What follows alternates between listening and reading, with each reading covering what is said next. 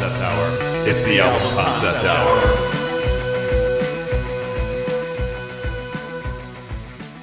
So, do you consider Holy Mountain a horror movie, though? I gotta ask.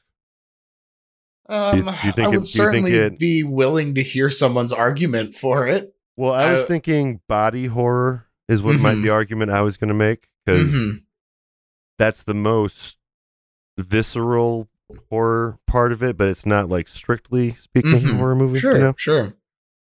I think there's also probably like some spiritual horror elements in there, like existential horror. Yeah. I think that there's a case to be made. Yeah. That's what I was thinking. It like doesn't fully fit your podcast, but the argument could be made. Could be made. Yeah. It needs to be talked about. Is mostly what I think. Yeah. It's such a unique one. Yeah. It gives you a lot to dig into. That would be a 4-hour ep. Yeah, right. If we really want to get into the nitty gritty, I think after seeing it like 4 times or so, like I think I might be starting to understand what it's about.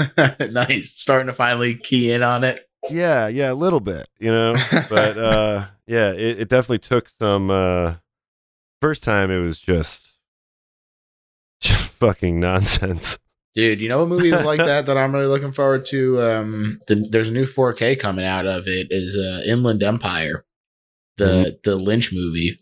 That's a fucking weird one, dude. It's like, okay, he's like, listen, I do love Lynch. Yeah, and everyone's like, oh, Lynch movies are so fucking weird, and it's like, sure, well, on a sliding that's his scale, fuking thing, kind of. But like, I'm saying, like, for a Lynch movie, this one is fucking weird.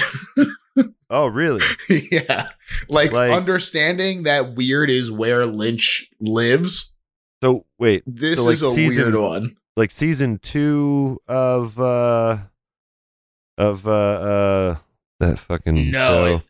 Not Twin Peaks. No, it's like not goofy weird. It's like, well, that second season, I didn't even get through the second season because I was just like, when the fuck is everyone gonna realize that this guy is not right? Wow. The guy, they realize eventually, brother. Okay. And boy does it pay off. I gotta listen. I'll finish it. There's definitely some weak eps in there where he had fucked off to make Wild at Heart, but when he came back in spectacular fashion. Oh, so wait, did someone else take over a few episodes? Yeah, there's a bunch of writers on season 2. I didn't realize that. Okay. Yeah, and I think it definitely shows. But then I will definitely be coming back to it. I did not know that. Yeah, because there was definitely a couple episodes. I'm like, what the fuck is happening with any of the main characters? Like, yeah, he said that he was so pissed about it too. Like he said, he would leave and they would put other people in charge, and then he would be like, and they would do their best, but they didn't know my Twin Peaks. And so he would come back and it would be completely fucked up. And he'd say, all right, I'll spend the day trying to right the ship.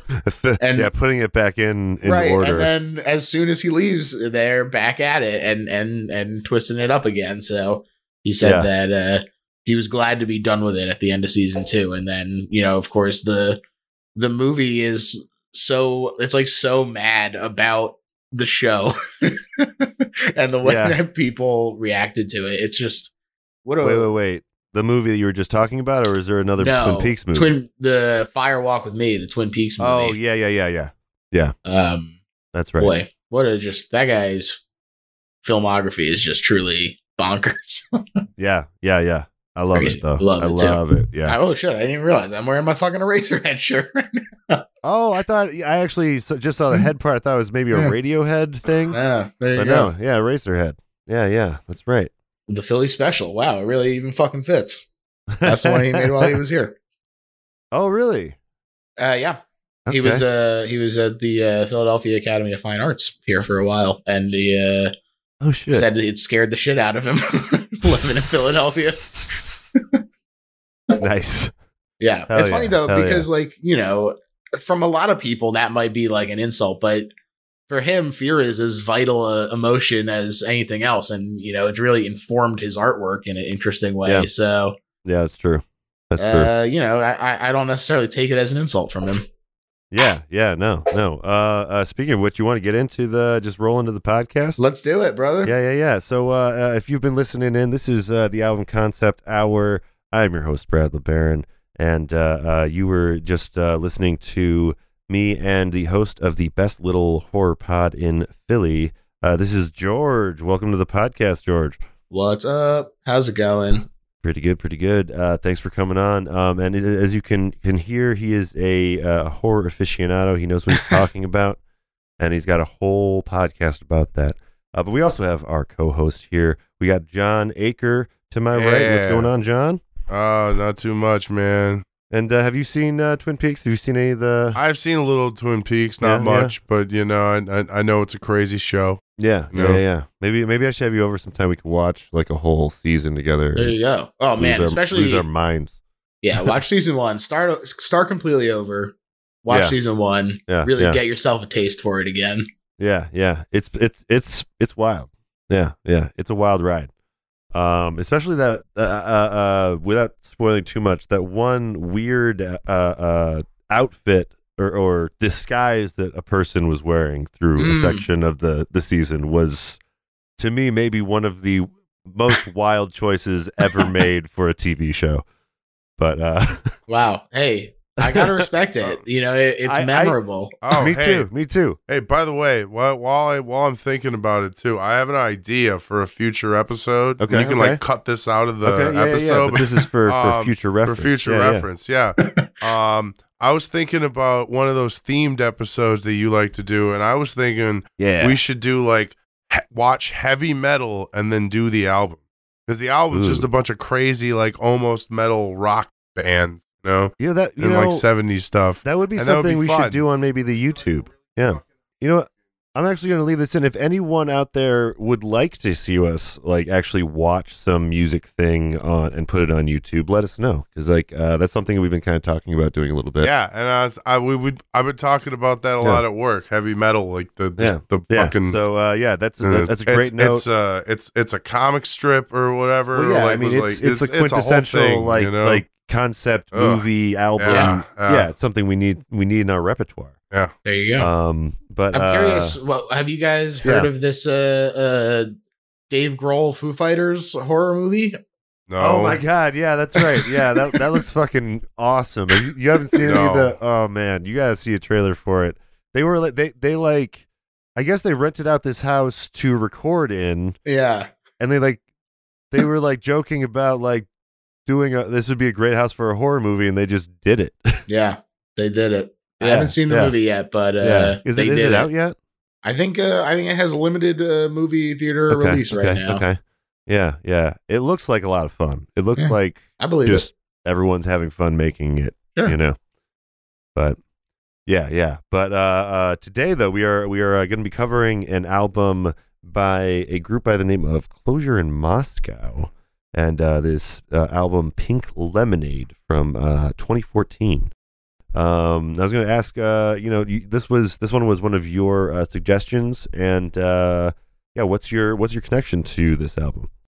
This is just actually an album that was introduced to me through a friend, one of my best friends that I met in college, and he is the vocalist for the metal band Illustrium. And Illustrium. That's a nice name. Yeah, it's fun. And he introduced me to a ton of new music because I had like a passing interest in metal, but it wasn't like something that I was doing too much exploring in. And, I was kind of the same way. It took me a little bit of... it was like a conscious effort kind of thing. And it really helped having someone there to point me in that direction. But in addition to metal... Yeah. He also had a great taste in other music, and that included this album, which he showed to me our freshman year, which was 2015. So it was still new at the time. Imagine that. Yeah.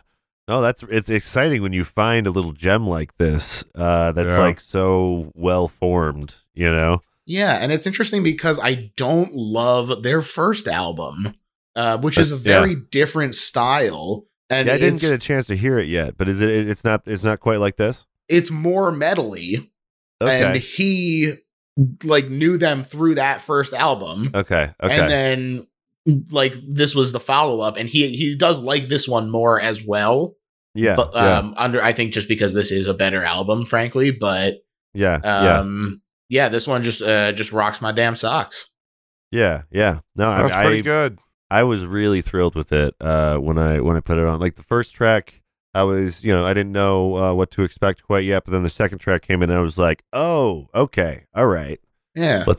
This is what I'm into. Yeah. It's got some post-hardcore elements, but it's got like some choruses that you could hear maybe on the radio. Yeah. The one song "Seeds of Gold," like that's a made for radio hit, baby. Yeah. Like alternative radio for sure.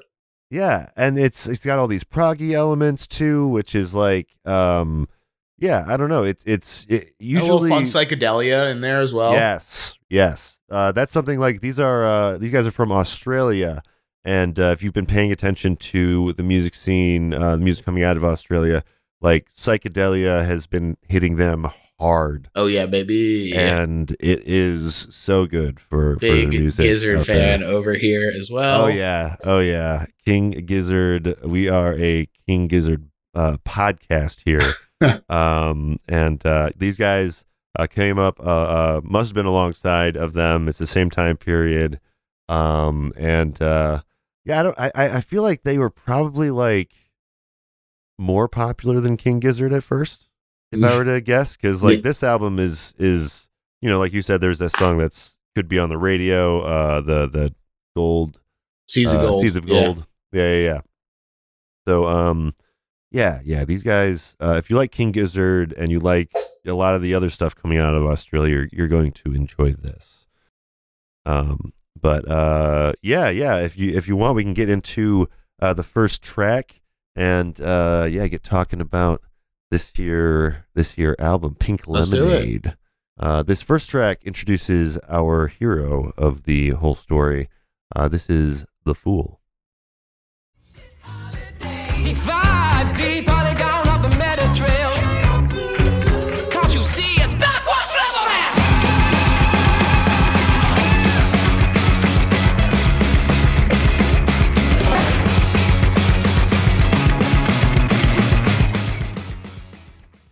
Yeah. Oh yeah. yeah. You really just get introduced to the fool in this one, Yeah. Even rhythmatically. Yeah. They really get right down to it. It's a real, this is like kind of an typical like intro track for a concept album. It's nice, short, sweet, to the point. Yeah. I think that this is a really cool intro. I think it does a really good job. Part of what I like about this album in general, not to tilt my hand too early here, but is that I really like Kurt Vonnegut. And this album to me feels like a Kilgore Trout book. In Kurt Vonnegut books, there is like a pulp sci-fi writer who writes these like trashy books that are like nobody reads, but he pumps out 1 million of them. And they all have these like fun, like philosophical, like he's like one of the best philosophers of their time. But it's all buried under this pulp sci-fi trash. And I feel like this has a fun element. You gotta make a living. He chooses to do it that way. Well, I mean, that's if you're willing to pump that much shit out, eventually someone's willing, and it keeps selling, you'll get paid. Exactly. He's making a living. Yeah, it's the Stephen King route, Stephen King could have stopped, though. He'll never stop. He'll be pumping them out after he's out of his. After he's dead, he'll be pumping out books. I think the best Stephen King joke is the Family Guy joke. Oh yeah, You're not even trying anymore, are you? Just make it. Yeah. Just here's a check. Here's an advance. Whatever. Just give me a first draft. Here's my pitch for Steve King: write a book, set it aside, and then have it published after you're dead, like it's haunted. I think he probably has. I personally think he's got like a whole series of those just tucked away, ready to go. He's because I don't know. He seems like the kind of guy that'd be into that kind of fucking weird prank. I think it'd be funny. I think it'd be really funny. Fans. Yeah, it'd be hilarious. I I would read all of his posthumous, I think. Posthumous. Yeah. Depends on where you're from, I guess. Yeah. Yeah. This is going back to the Vonnegut thing. I think that's kind of one of the I don't know, important parts of the horror genre is exploring these weird and uncomfortable ideas in fantastical, strange settings. You know, like a good horror movie or horror story has those elements under the surface. Definitely. You know, and boy, does this album have them. Yeah, it's a lot of fun. Yeah, there's all kinds of weird shit going on for sure. Yeah. And I'm really, really glad that there is the AP Magazine article. I'll link in the description. I think it helps with the enjoyment of the kind of plot of the album, because there's you sent me this article, and it's the lead singer, I think, writing about each track by track. So, yeah, we rarely get this much insight into the music that we are breaking down. So this is nice. It was really nice of him to be like, all right, here's the actual plot, beat by beat. Right? Yeah. Do you think that AP Magazine like reached out to him, or he just sent them like this, like a manifesto? Yeah. He just sent this to them the without Unabomber any. In the woods, Yeah, the woods of the outback. Yeah, everyone must know what this is really all about. Yeah, but the AP Magazine took me way back, though. I used to have a subscription to AP Magazine for a number of years back when I was in high school, in my early 20s and shit. And I think I had, I wish I still had some of them. Like, there was the one with the Mars Volta on the cover, and it was like when they were like nobody and they just appeared out of nowhere. I'm like, why are these guys so important? But they got similar even name styles to this album. You got Telegrammatron versus Brahmatron in this. Yeah, these guys are definitely Mars Volta fans. Yeah. We'll get to the second track, but the second track is the best, I think, example of the Mars Volta-y sound. This track, The Fool, we're introduced to, that's referring, of course, to the tarot card Fool. That is just kind of your a common man with like common desires kind of dude, you know? Yeah, kind of base. Yeah. And I think there's probably a lot of tarot references in this album, but I'm going to be honest, I'm not going to get most of them on this particular discussion. Sure. But maybe 5 more times listening to this album, I'll be like, oh shit, dude. Okay. He was talking about the cups the whole time. Oh, it was the Queen of Cups and the Jack of Swords. What else would you drink pink lemonade out of? Yeah, exactly. It was there in front of us the whole time. The whole damn honestly, time. There's probably some dumb little thing underneath, but I love this line though. Straight from the get-go, there's a line that kind of tells you what you're going to get into in this album. Let's see. And now we find the cool cantankerously pantless and laughing on the apex of his own lonely apeshit holiday. He 5D polygon off the meta trail, straight up marooned. Can you see its backwash revelry? Wow. Some real cryptic stuff there. But I was intrigued. It got me curious right off the bat. So, sure. But this next track, we get introduced to another character. This is when we run into the Alchemist. And this is the titular track, by the way. When the devil's knocking at your door, kneel and I'll pour. How can you go wrong? You're off this lemonade dawn. Well, how can you be strong when the devil's on the inside, devil's on the outside in? Yeah, just channeling Mars Volta like chorus. Definitely. Yeah. Yeah, fucking. This is the track where I messaged you earlier today. I'm like, dude, this is fucking rad. What is this?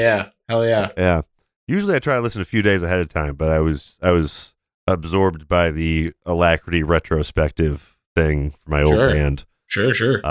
But yeah, this was a nice way to get some of that out of my head, because pop punk, it's like just lodged in your brain. Like, absolutely. Don't I know it, dude? Yeah, don't I know it? Yeah. What age did we grow up in here, people? Yeah. Come on. And I just needed this to knock it right out.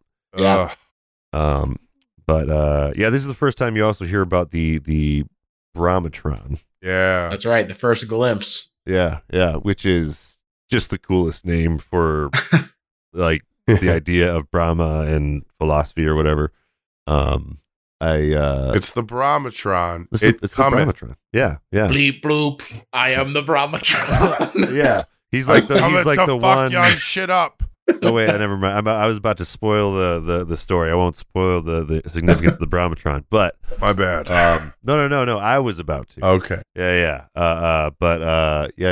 He's it's if you know anything about Hindu philosophy, Brahma is kind of a similar to like a god idea, but like more of a faceless, nameless god that's just, I guess, potential beings and souls all swirling around. Yeah. So yeah, this is that was a robot. But it's just a fucking robot. As a robot. Which is just like, oh, all right. Yeah, I guess I'll accept this. Yeah. No explanation needed. Yeah. But yeah, this track starts with a little line from The Sound of Music, actually. Oh, really? Really? That's where that was. I was wondering. Yeah. So the What Have We Got Here? Pink Lemonade, Not Too Sweet, Not Too Sour. I think I'm brave enough to try some of that. Wow. Okay. Yeah. Sound I of was Music. wondering where that. Thank you. You actually answered my question. Thank you. That's great. This contributor, C. Copat, 227 on Thank Genius. you, sir. It is from the album Concept Hour. His annotation is unreviewed, but I'm going to choose to believe him. And you can correct us. He's the best point of fact we got. I mean, it is clearly like a clip from something. Right. I mean, it's got I'm assuming. Sure. Right. He's like, oh, it's Sound of Music. I trust stuff. I'm a trusting Yeah, it's fella. funny. That's a real blind spot for me because I actually am not. I like musicals a lot, but the Sound of Music in particular just really doesn't do it for me. So I've never made it all the way through. Yeah, shocker. It's a weird one. It's a very like. I watched it so long ago, and then old, later in life, I realized I learned about all of the like World War II Nazi stuff happening. Yeah, I didn't realize at all that was happening when I was a kid. And that's the thing. It's one of the things of its time. That story of its time was like, oh, that's nice. Look, they had a nice time during the war, but right in the middle of Germany. Yeah, wasn't that nice? Look at them surviving, and then they're going through the mountains and singing and stuff at the end. It did a nice time. It did a great job of masking. Yeah, you're right. It did a great job masking the horrors could sit there and like of they war. could remember the good times of World War II, and the kids could remember all the gallant yays. Oh man, it all comes together. Yeah, it's a wild musical. Some weird, wild stuff. It does make me think though. Like, so did they think of Pink Lemonade before this, or were they watching The Sound of Music? And then they're like, Pink Lemonade, let's turn this into a the thing. Leo Point from it all started with this clip, guys. Yeah, the Leo Point meme and everything. But it is a weird. That's funny. Like liquid to represent this like witch's brew, I guess, of a sort. Yeah. I guess it's pink is such a artificial color for drinks that there's probably something going on there. I do love me some pink lemonade though. God, that stuff's delicious. Yeah, it's delicious. Listen, you give me a blue drink, I don't care what flavor it is, I'm drinking it. It's blue raspberry. It's just no matter what, it's blue raspberry. Hey, sometimes it's blueberry. Yeah, sometimes. Sometimes it's just blue. That's fair. Sometimes it's just blue. But sometimes it's the flavor of glaciers. I love the raspberry flavor on from the lollipops. What are those? The ones with the gum in them? Oh, blow pops. Yeah, blow pops. Yeah. That's like it goes strawberry, green apple, and then the blue ones. Those you got the one with a star, then you would get a free one or some shit. Oh, That's Dum Dums, I think, isn't it? Times. Oh, is that Dum Dums? Oh shit. Yeah, I don't. Or maybe Tootsie Roll. I ate a lot of Tootsie Pops and a lot of Blow Pops as a kid. That's fair. Something. But yeah, the Alchemist though, like looks like someone from like a tarot card or something, and then he's got this pink lemonade, and that's probably the part that's like off-putting to me.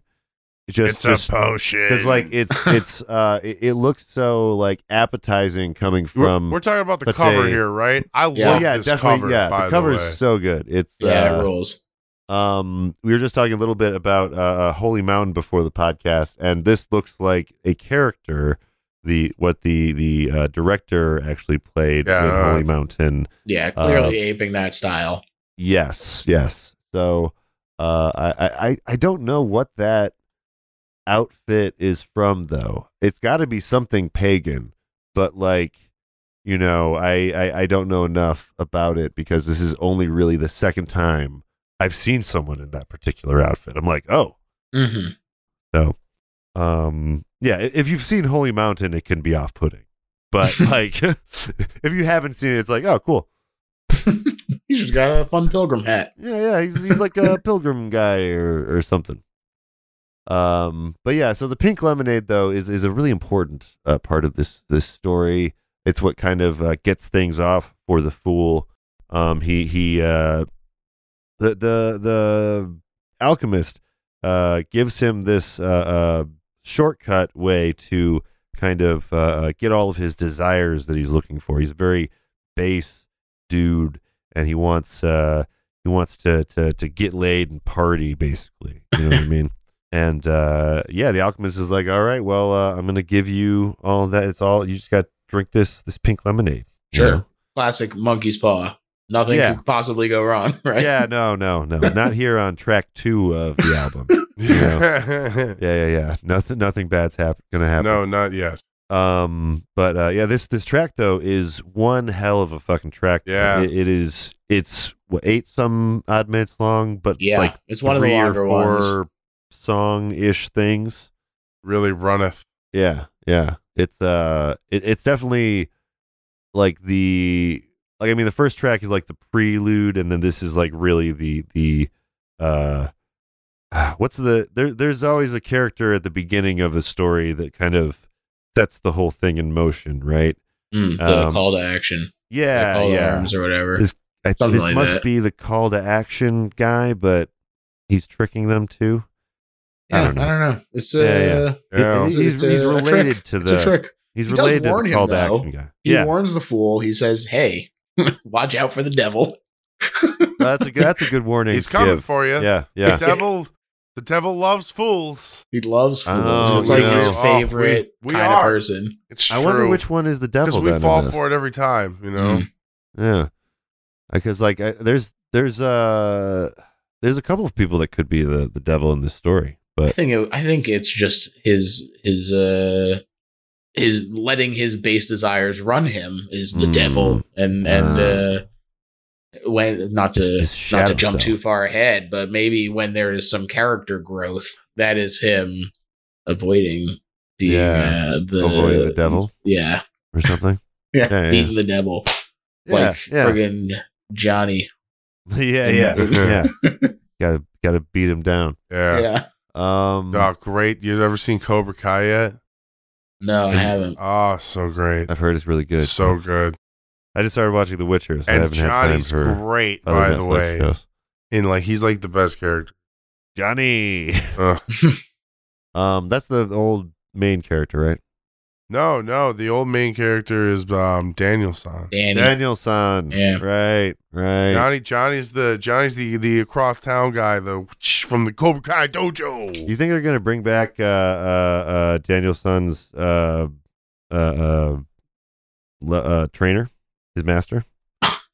That guy has got to be long dead. Pat Morita's dead. Yeah. I was gonna say, but they've been bringing clips back from the movies all the time. They've though. been bringing back all these dead great. celebrities. So I'm just saying, They like, cannot bring back. I don't Pat see why we Morita. can't bring. He was old when these movies were on. Oh my TV, gosh! What if all Tupac came back as well for him? There we go. They put hologram Tupac. Tupac in. can be Pat Morita. They had the hologram Tupac do the motion capture for the performance. Perfect for him. And that sounds great. Utilizing all the greatest technology available. That's called treating our stars with respect, baby. Yeah. Treating their legacy with respect by hauling around their corpse like a puppet. But oh my god, it is so sketchy when some of this shit happens. But this at the end of the track, we have an introduction to a very interestingly named character. Yes, everyone is kind of reduced down to their most simple descriptors. Yeah, in this. The fool, the alchemist, and hero character, and then tacky ornamental slut is the next character we're introduced to. Ornamental slut, right? I like ornamental being in part of that description. Like it feels like it doesn't necessarily need to be there, but he felt like it was important to be there. Yeah, well, I think it's interesting too that this is the name is what he wanted. You know, no, exactly. It kind of goes through that in the throughout the story. Like this is currently what the fool desires. He wants just a hot babe, essentially. Is what he wants at this point in his life. Yeah.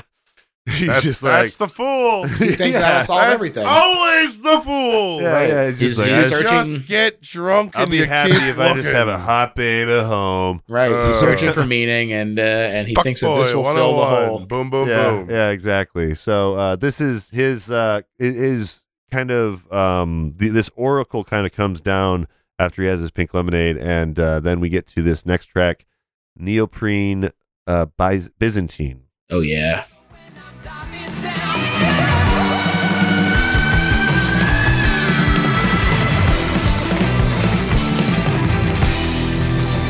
With that atomic attraction and a weapon's great touch, I bet she traveled through time just so she can get a fuck on. Neon ring on her finger, silver bells on her toes, sounds like a megaton chime when she walks by. It goes.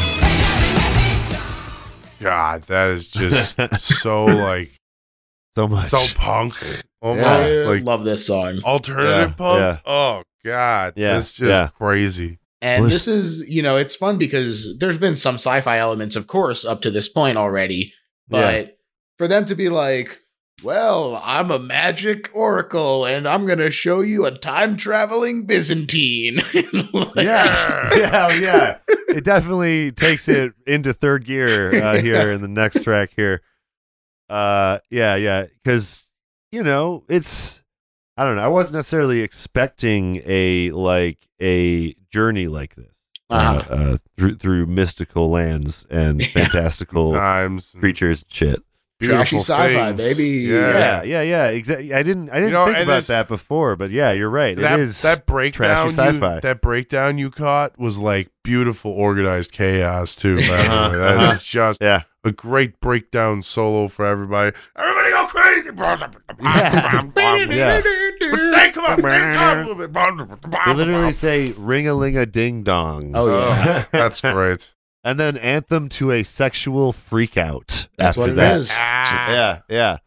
Like they're like being like very like, on the nose. They're not even like, this isn't a band that's like kind of hiding the themes of what they're talking about. They want you to understand what the fool is going through. Yeah, I mean, another lyric in this song gotta is understand everybody, guys. Yeah.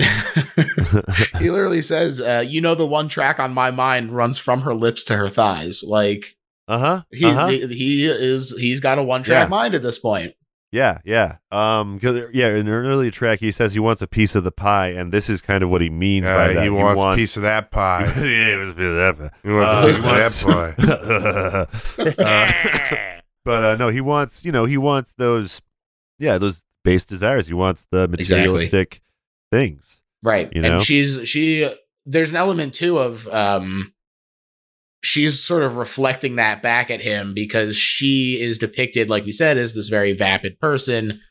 She literally time traveled to 2034 or something like that. I think she's from 2037. She's from ancient Byzantine time. Is she actually from the Byzantine time? Yeah. And then I thought it was like some future Byzantine thing. She was from ancient Byzantine, went forward in time, was like, I'm going to check out what the future like styles are. Got the surgery to become the neoprene Byzantine, and then went a little bit further back with the Alchemist to be like, okay, I'm going to be ahead of the curve. My base desire is for this attention. You know? Yeah. Well, she wants to be the object of desire. Right. You know, exactly. and he wants to objectify someone. Right. Exactly. And so there's this kind of codependent feedback loop happening that is very negative on both ends. Yeah, definitely. And this album really like kind of painstakingly goes through the whole process of the breakdown that follows and both everything. Of them. Yeah.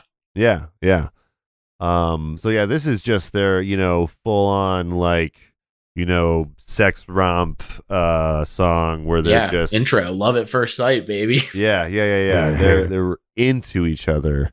Her name is Verena. That's a great horror name. great time traveling horror.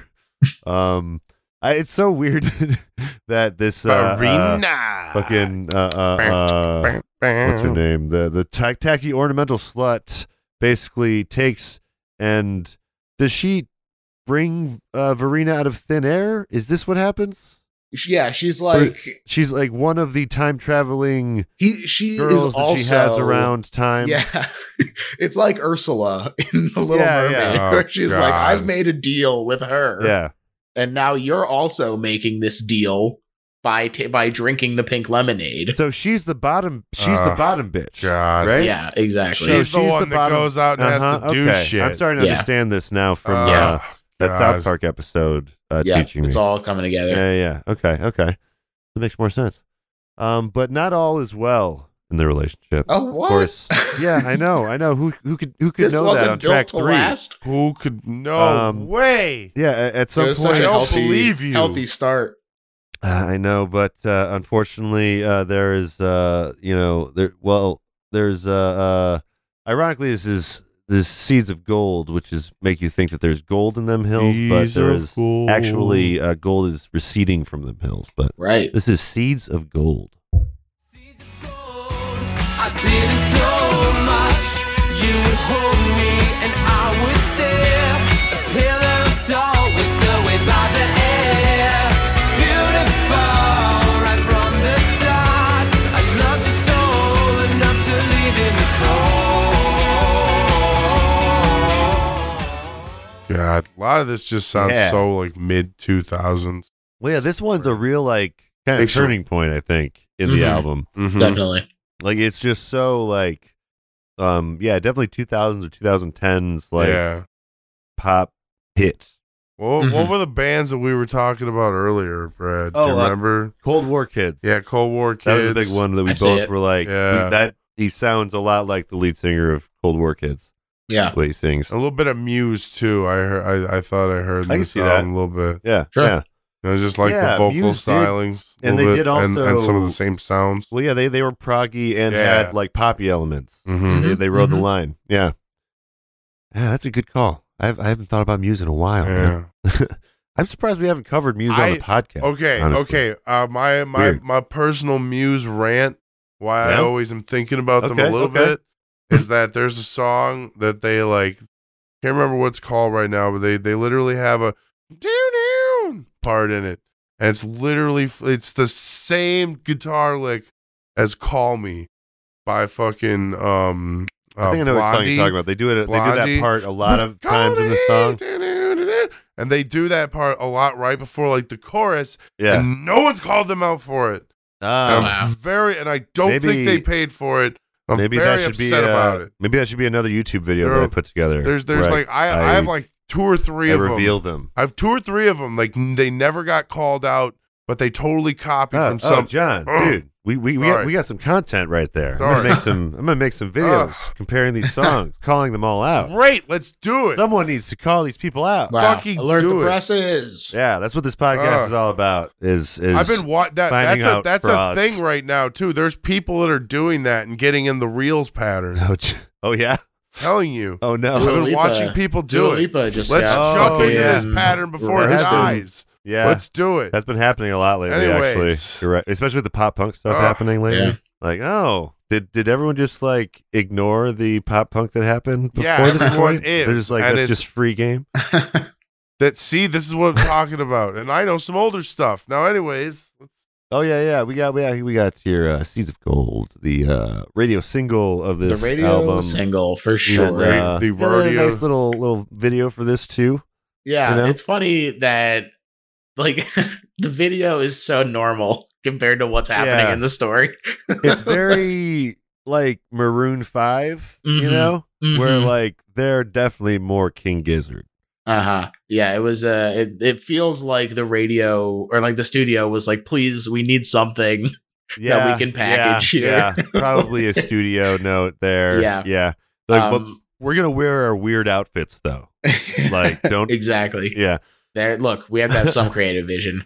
Yeah, yeah. I love the lead singer's outfit. I don't know what that is inspired by, but it's fun. It's a lot of fun. Consistent. Yeah. Yeah. I like this song a lot. You know, it is the radio one, but I think that it is a pretty solid one. I also like that it's the first kind of signs of introspection from the Fool, where he's like, I'm not like I complain about the fact that you're vacuous, but I'm not doing anything to stimulate you. Like I'm not like, yeah, right. So what do you think of fucking Stalin making the trains run on time? I don't fucking know. Like, he's not engaging with her on any sort of level while still expecting her to present that way. And so when he's he's reacting as a pillar of salt, you know, in these moments when she holds him, he's frozen. He doesn't know how to act. He just fades away. Yeah. Reference to that crazy Bible story. Of course, Lot. Where Lot's wife turned into a pillar of salt. He had to look back, and now Crazy he's living times. in denial. So young in the wild. So young in the wild. Living in denial. Yeah. I love the chorus though a lot. It's good. Really, really nice. And yeah, basically, I mean, Seeds of Gold I Didn't Sow was kind of the TLDR of the song. Like, you know, they're both like you said, having that kind of introspection moment. And he's realizing that even all that he wanted and desired wasn't enough. Mm-hmm. You know. So she even asked him to lay himself bare. He says, like she's looking for something that he's not giving her. Yeah. Like, because you know, her only issue so far here is that she is kind of obsessed with the male gaze or the the typical Hollywood idea of what is beauty, right? But she's still, trying to find some deeper meaning in life, more so than he is at this point. And even she's still giving him that, but he's becoming dissatisfied. And I mean, no one is surprised by this. No. But after all, his name is the Fool. So. Exactly, but it's no just one should ever be surprised when he fucks up. Exactly, sort of the sort of we knew it was coming all along. We saw this coming all along, and and it's sort of you just see it coming and you can't look away. Mm-hmm. Yeah. It's like a car crash in slow motion. The Thursday song. I think it's a Thursday song. But we got. I think we're gonna do 2 more tracks before we go on to our break. Sure. So we have this next track is where we get into Brahmatron. Ooh, I love this. I don't know what else to say, but Brahmatron.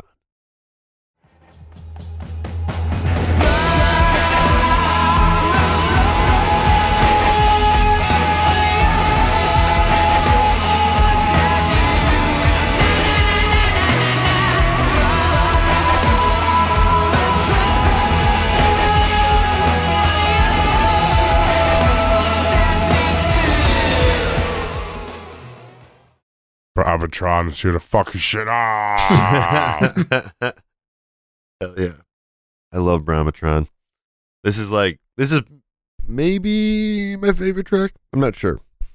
But this one really gives me moody blues vibes. Mm-hmm. I think in general, their content is very moody blues because it's psychedelic as fuck. Sure. And, I was saying earlier before we did the recording, like this kind of all together reminds me of like the moody blues if they had better recording technology when they made the stuff that they made. You know what I mean? Yeah. But, really, really enjoyed this track though. It's a really fun one. It grows on me every time I listen to it, and I liked it a lot to start with. Yeah, yeah. It's a really it's just I don't know. It feels very classic, I guess. It feels older than this album. It also, I will say that what we heard is the very end of the song, and it goes through some real like movements. Like there's a lot of different segments of the song. And I think it's really cool. Like it's just a cool concept. Like the idea of this like uncaring universe being represented through the Brahmatron, I think is really cool. We talked about it already, but the fact that like it's not a God's kind of music that we could listen to. So it's like we could never understand what's happening if he doesn't give a shit. He yawns at us. He yawns at me and you.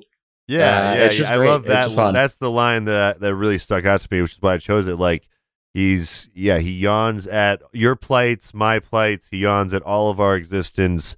He is just the Brahmatron is just there creating the sound that is life, and the vibrations that create life and all that. Hell yeah, yeah. The reboot, the sequel. Yeah. This guy's like the Matrix behind the Matrix. Wow, behind the Matrix. Oh my gosh, because it's got to be two now because of the new movies. Oh my I don't gosh, know how it works. Yeah, I haven't seen the new one. It's good. I assume it's another Matrix within the Matrix or something. I don't know. I'm not going to spoil it for you because you should watch that movie. Okay. I mean, I have seen the rest of them, so I should probably Might as well finish it up. Love me some. You guys see the Animatrix too, if you have it. I've seen a lot of the Animatrix. I don't think I've seen every episode. I feel like I lost the DVD before I finished it. It's fun. Guy runs right out of that one was dope. That guy runs right out of reality. Yeah, dude. Yeah. He just runs so fast he breaks reality. It's amazing. I love that one. Yeah. And one of the best drawn ones too. Yeah, it was really cool. Yeah. Doesn't he like run out of his skin maybe at the end? I feel like that's like the plot twist is that like he dies because he runs out of his skin or something. I think he does. I don't think he lives. I don't think he lives after that. But they should just do another Animatrix, honestly. Oh, I would love it. Oh, I would love it. Yeah. Instead of making another live action one or something, just do another Animatrix. Sure. Give me another Animatrix. I'll happily take it. Yeah. Hell yeah. Yeah. The Brahmatron is down for any Matrix. He's just going to control it. Oh man, he would fit right in. He would fit right in with the Matrix. He's going to control the Matrix. Yeah, he's cool. That's Brahmatron is cool. Well, he doesn't control it. He just is. You're right. You're right. Offshoots of him. Yeah. The Matrix. Pretty wild. He is the Matrix. Ain't that a motherfucker? Oh fuck. This is definitely one to like, maybe get fucked up and listen to that kind of person. I love just how they just put this. He apparently after this point connects to a super duper computer node of all realities. And you do. At the end of this track, it's almost like a brainiac of sorts, huh? Is that what Brainiac does? Brainiac connects to everything because he's a supercomputer. Oh, okay. Oh, okay. I think I remember some of that in The Flash before I stopped watching. But at some point here, he stops conferring with Brahmatron, and he gets back to some sort of reality, and plot twist, it is a dinosaur world where dinosaurs have evolved to be smart. Yeah, he was like, I know how to fix this. I'll go back in time. Yeah. And I'll stop myself from drinking the pink lemonade in the first place.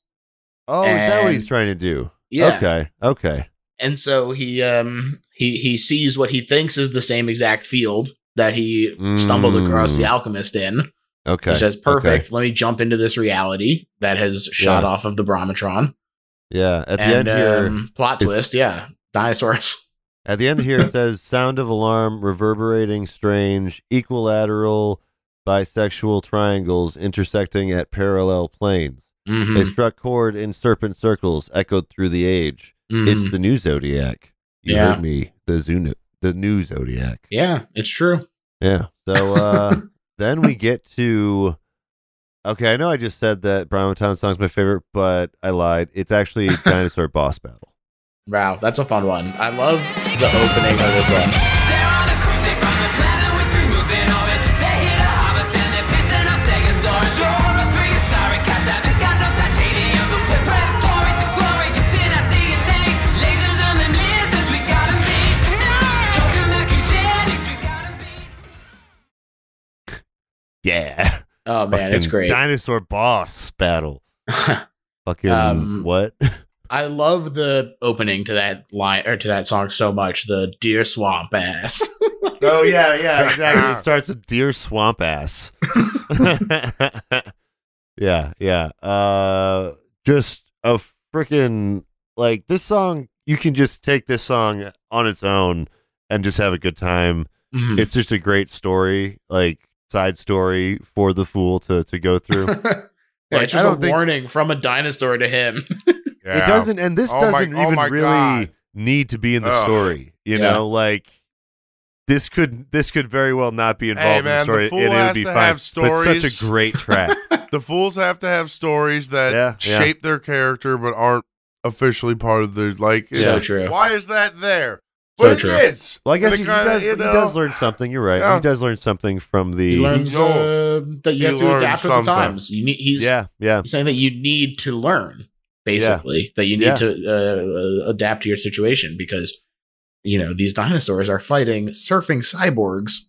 Yeah, they're really facing some difficult, and I think they might be from other dimensions. Maybe I'm not sure exactly. I think that's the case. But they're a bunch of intelligent dinosaurs. They've evolved to a point where they are like apex predators or whatever, but they refuse to incorporate technology into their a way of life. So these cyborg monkeys are just wrecking these guys because they won't adapt. Yeah, and it's sad. It's sad. It is sad. It is sad. They say that this is the tool of killers. Yeah. And so we won't denigrate ourselves by going to that level. But there's not really kind of the understanding that the morality is in how you use it, not in the technology itself. Yep. By the way, always a fun distinction. I think that Animorphs had a side book that was very similar to this plot line. I'm just remembering. I fucking loved Animorphs. Oh my god, Animorphs was so good. Yeah. I didn't read all the way to the end. I read up to 45, and then I just read the last chapter of the last book because I was like, read up to 45. Yeah. Well, I mean, there's like 51. They were short. Dude. They were really short books. Like you could read one in an hour or two. The ending is crazy, and there's it's wild. There's an open letter that the author had to write because people were so mad about the ending. They were so pissed. Yeah, and she was like, "Guess what? It's a fucking war. People die." Did you ever read Remnants? No, I didn't. That was a series she made after Animorphs, and I read the first more, one. Yeah, and then I just never latched on, but I believe it, and I'm sure that is great. K.A. Applegate. She rules. That's an IP that would make a really interesting fucking show. It was super I think they tried to make it a show for a minute back in the Remnants? 90s. Well, not Remnants. Sorry. Animorphs. Yeah. They had the Animorphs had a show. It was a little grumpy though. It was classic Canada TV, Goosebumps. There was that one guy that was famous for a lot of other stuff. There was only one guy I think in there that did something with his career. I remember. But I only remember his face and nothing else. Was he Jake or He was Marco? Jake. He was Jake. Okay. Yeah. I feel like he was in other stuff, but let me know if you're a Jake, if you're an Animorphs head. Jake stands out there. All the Jake stands out there from Animorphs. I had a couple of Animorph figures. Oh, he was Iceman in X-Men, in the X-Men movies. Wow. Yeah. Imagine that. Yeah. And that kid's done other stuff too. Yeah, he got to do a lot of cool stuff, but like I think everyone else in the cast just kind of. Well, that's what happens when you're the leader of the Animorphs. That's true. He was, you were the one with the most talent, obviously. He was like the Red Ranger of the Animorphs. Yeah, that's right. Actually, that's not true because Tommy's the one that. Well, yeah, Tommy didn't get introduced until way later, dog. Yeah. Like, for a while, it was that one. It was Jason. You know what I mean? Yeah. And everyone knows that Tobias was secretly the best Animorph. He got stuck. Yeah, that's true. That's true. Awful traumatic backstory. He got stuck in the red tail hawk. Yeah. If he wasn't just a hawk all the time, he'd be the leader, I think. Yeah, I think you're right. Yeah. Inside, he's like, I'm a huge fucking coward. Why am I like this? My life is better as a hawk.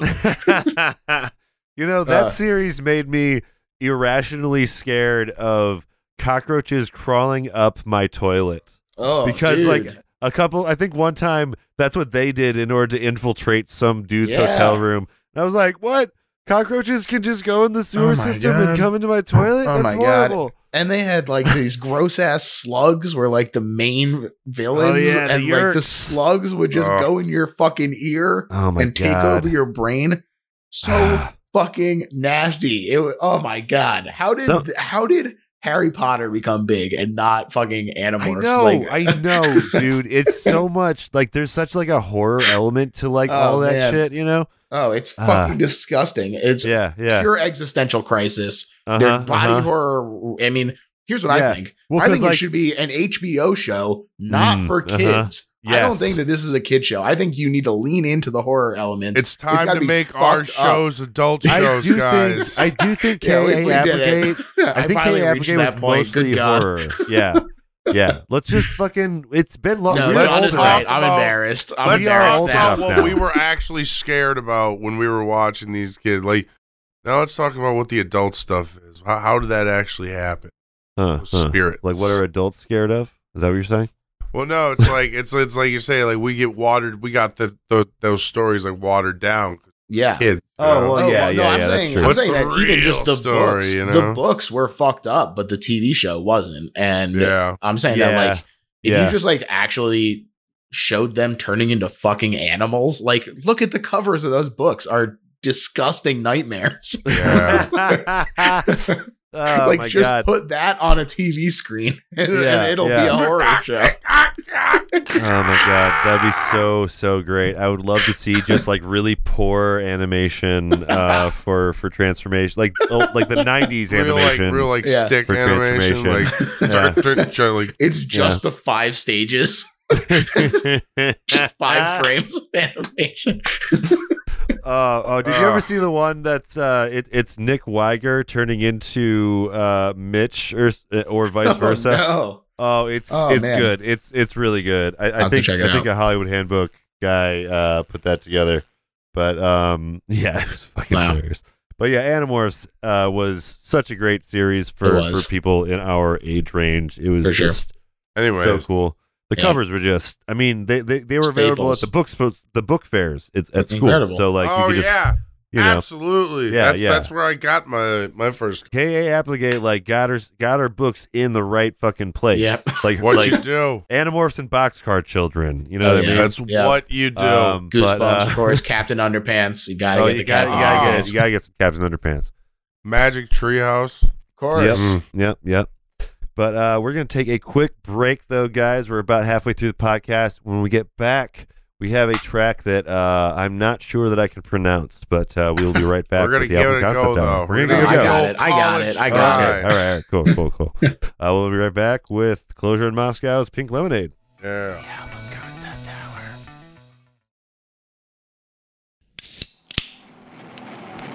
What is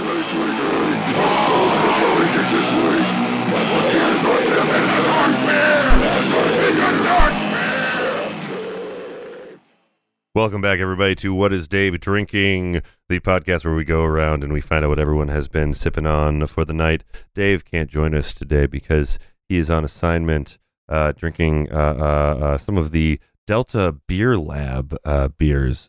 So he's gonna. It's he's a gonna taste testing of the top secret of the most important. Yeah. He needs to really figure it out. We're searching out for sponsors and just free beers. But really, what we're looking for.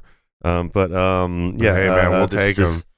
We'll all do a group cheers every time. Absolutely. I don't have any Delta beer with me tonight because I was a little too cheap for it. That's what we're working on, right, Brad? But I'm going to definitely be talking to Will at some point. Shout out to Will, who I ran to at Woodman's. He gave me a few free samples of the IPA and the I think American Pale Ale was the other one. Really good stuff. And you know, I'm not going to turn down free beer at Woodman's.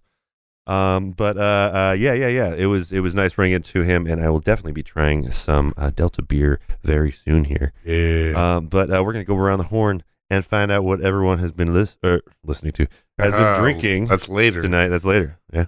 As for me, I am drinking in honor of Dave. I'm drinking one of the beers that he left in my fridge. This is the Untitled Art from Angry Chair Brewing, and this is a gas station coffee imperial stout. Gas station coffee imperial stout. Interesting. But yeah, it's nice. I've been really I enjoy the stouts. I enjoy the darker stuff lately because I think I just drank too much IPAs. But the other stout that I have today is this imperial stout from Samuel Smith's. It had mostly just had the coolest label. You know, I thought that was a nice, classy label. Kind of looks like maybe like an old timey pharmaceutical label or something. But yeah, I'm really enjoying this. What about we'll go to you, George, and then we'll go to you, John. What are you sipping on, George? Sure. So at this very second, I am sipping on some delicious tap water. But Excellent. Water. Mere moments ago, I was drinking a Lagunitas Lil Sumbin, which I'm a big fan of. So okay, nice. And you always got to drink your water when you're drinking. Always drink your water. I know Stay hydrated, folks. We don't say that enough on What is Dave Drinking, but stay hydrated, folks. I'll take a little sippy sip right now. There we go. Yeah. Team water break. Mm-hmm. Yeah. Just because we gotta be responsible, guys. What about you, John? What are you sipping on tonight? Well, you got your swill corner over here. I'm sipping on little shots of Mr. Boston and apple juice. Mr. Boston, and I did have a what they call hurricane beer. Okay. Before I came here. Hurricane. Yeah, it's like a 24-ouncer can, you know, the big boy can, and I used to drink a lot of the high grabs back in the day. The high grabs. Yeah, the hurricane high grabs. 45s, Steel Reserves, all the same stuff. But dude, the high grabs grabs was a little high grade, you know. What's the high grabs? So a typical hurricane is like 5%, whatever. Yeah, Hurricane high grab is like 8.3 or something like that. Yeah. Oh shit. Okay. But that's what I'm drinking. There you go. And dude, they'd sell them at the corner stores around my college for like $3, and so you get 40 ounces. $3.69 a four pack. That's what I'm saying. You get fucking 40 ounces of 8.3% alcohol for $3. You buy two of those bad boys for $6, and you're set for the fucking night. Yeah, dude. That's how I chose to do it tonight with this imperial now stout. This is my $3.69 expensive high alcohol beer. Yeah, it's great. I just got a 4-pack of that shit, and they're all like 24-ounce cans. Incredible. Yeah. But yeah, that was John's standard for a little while there. Yeah. But that's the swill corner. Well, that's the swill corner. That is What is Dave Drinking. And another great What is Dave Drinking it has been. Great installment. Hit us up, Delta Beer Lab, if you want to talk to us. This has been What is Dave Drinking. What is Dave Drinking? All right. You guys don't think I laid it on too thick there with Delta Beer Lab, do you? No. I think it was just right. I think we're good. Cool. I think they'll appreciate it. Will still thinks that I'm cool. Yeah, we were getting back to Closure in Moscow's Pink Lemonade from 2014. We left our hero, the Fool. He was that's right. He was dealing with the dinosaur boss battle. That's right. Yeah. So after the battle between the dinosaurs and the cyborg ape people, mammals. I just see Terminators versus dinosaurs whenever you keep saying that. Yes. That's what I keep seeing. Why is that not a movie yet? Terminator versus Dinosaur. Wow. Terminator versus Jurassic Park, maybe. I don't know. My God. And they're both like... He has to go back in time to stop Jurassic Steven Park. Spielberg could make this happen. Yeah. Oh, I think that's the next big versus that should happen. But you can even invite Predator if you want to. I don't even care. Oh my God. And Alien. Just invite it a free for all. Just make it like a Space Jam 2. Hunger Games. It's Hunger Games Hollywood style. What if there was Disney like does own those properties everybody now. dies. What if there was like a Space Jam 2 Disney of like owns everything? Yay. properties? Would that be Disney would don't that work? sue us. Yeah. I mean, they tried to do the Dark Universe with Sexy Mummy. Well, I guess they tried. They tried. They tried. Tis but They got one movie in. They had that one picture where they were all photoshopped together in one place. I like to think even like retroactively we're like, this other Dracula movie that we made is actually also part of this. Yeah, no, exactly. That was like the first one. They're like, oh yeah, that was planting the seeds for this mummy thing with Tom Cruise. Boy, that movie fucking sucked. Right. But this album doesn't suck. This album is great. And you told me before the break. You tell me how to pronounce this next track. Oh yeah, this is Mauerbauer Trauerkite. Okay. It's the G right there at the end of Trauer that gets me confused. Trauerkite. Trauerkite. Mauerbauer Trauerkite. Mauerbauer Trauerkite. I don't know what it means, but it's a word, and it is the 7th track of this album. That's a great question. I wonder what it means. Humans love making weird words. Cool, we've been doing it. We've been doing it. Yeah. All words are weird. They just don't sound weird to us. Maybe it's an actual, maybe it means something.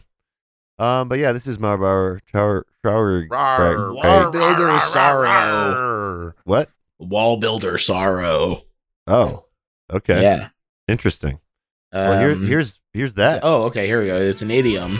Oh, hold on. 1 second. I have to.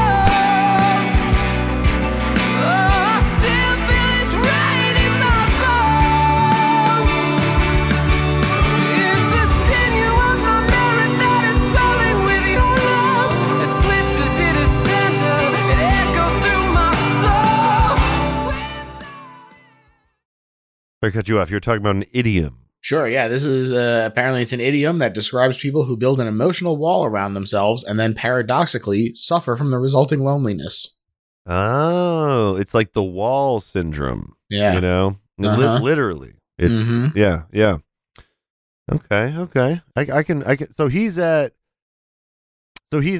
okay, interesting. So this is actually following the wall a little bit, because like halfway through the wall is when he kind of realizes how alone he is.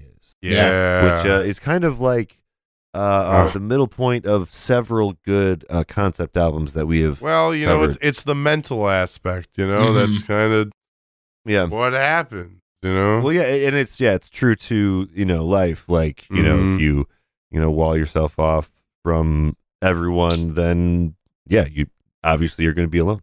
Sure, and he had someone and he cast her aside.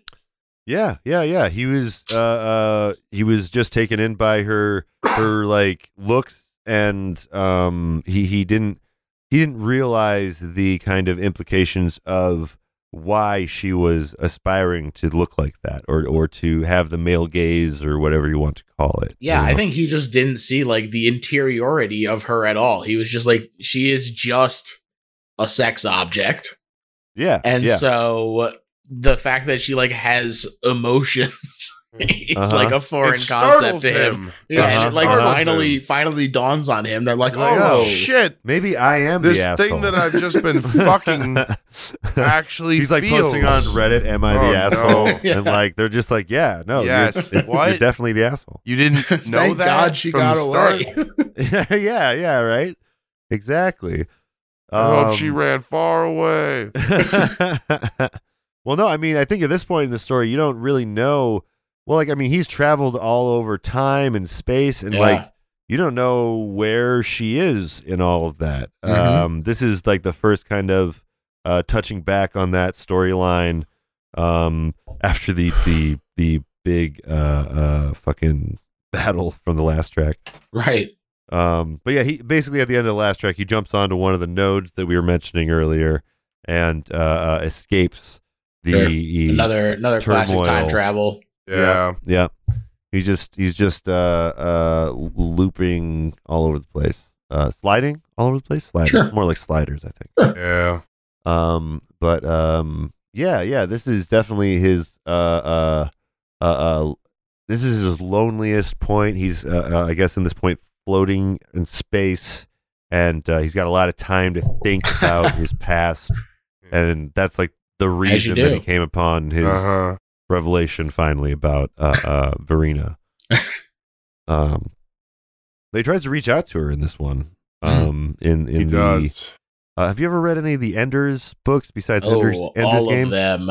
Oh, dude, this is for me. This song is a very Endery kind of move where he's like reaching out through time and space to like try to communicate with her and draw himself to a certain plane of existence. They do a lot of that in the specifically the voice of the dead, the Ender, speaker of the dead. Speaker of the Dead. Oh my god, I love all the ones that are just about Ender. Those are my favorites. It's been a long time since I've read them, and when I was a youth reading these books, I definitely gravitated more towards like Bean and the stuff that was happening on Earth. Yeah. And like I didn't really get like the hegemony stuff that much, but I was like, sure, they're going to war school again, and it's like that's fun, I guess. and then now looking back, I'm like, story. I get it. Yeah. The cycle continues. Yeah, exactly. Yeah. And then they were immediately like seized upon by their respective governments who were desperate to use them, but also terrified of them. But in the Ender stuff, it gets into some really weird high concept like sci-fi.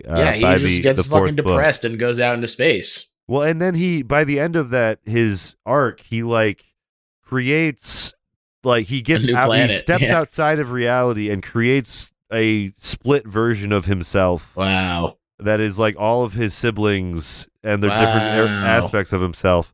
It's a really, it's a really, really trippy, like last a couple of books. Wow. This track, he's getting literally to the same point as in that series as far as the high concept sci-fi stuff. But I never read the Bean stuff though. I really need to. They were fun. I mean, I hear they're really good. It's cool. Yeah. But this track also reminded me a bit of Baroness, by the way. The guitar tone that they went with is very, very Baroness sounding. But it's a great track of introspection, and nice step forward for our main character, the Fool.